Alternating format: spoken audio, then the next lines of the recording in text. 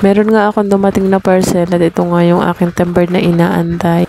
May nabili din nga pala akong manok dyan sa halagang 100 pesos. Ito nga't ia-adobo ko na nga lang. Itong luto nga sa manok ang gusto ko, lalong-lalo na itong tinola din. Yung papaya nga na ilalago ko dito ay kinuha nga lang namin sa likod ng bahay dahil may tanim nga ang aking ama. Kapag nga may tanim tayo ay makakalislis nga din tayo sa mga rikatos na ating lulutuin. Yung iba nga ay naglalagay ng luya. Ito nga at sibuyas at bawang na lang nga ang aking inilagay dahil wala nga akong luya. Maulan nga dito kaya nakakatamad na din nga na lumabas ng bayan. Sala nga sa maputik at napakalakas pa din nga ng ulan at nakakatamad nga na pumunta ng bayan pagka ganito ang lalakadin mo. Itong manok na binili ko ay 100 pesos nga, kasyang-kasya na pang amin na 5 tao. Kasama na din nga dito yung bunso ko dahil kumakain na din nga siya ng kanin.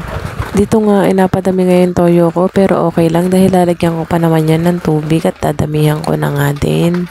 Ang gusto ko nga luto sa adobo ay yung paiga at saka nga yung maanghang pero dahil nga may mga anak tayo ay dapat nga may sabaw nga at hindi na nga natin dapat anghangan para makakain din sila. Naglagay din nga ako ng tubig dyan at eto't dadamihan ko na nga dahil nga lalagyan ko na nga ng papaya dahil nga nalobat yung cellphone ko eto't hindi ko na nga na-videohan. Eto't may kasalanan nga ang aking anak. Hindi nga siya lumapit sa akin para gumawa ng assignment kanina dahil nga yung ating glue nga ay kumapit at natapon na nga dahil nga sa bata na makulit. Heto at pinagawa ko na nga siya ng assignment at ang dami nga niyang assignment. Bago nga makapagawa ng assignment ang aking mga anak ay inuuna nga muna ang laro bago nga eto't gabi na nga to nung makagawa ng assignment. Itong kuya niya nga ay tinignan ko na nga rin kung may assignment pero wala naman.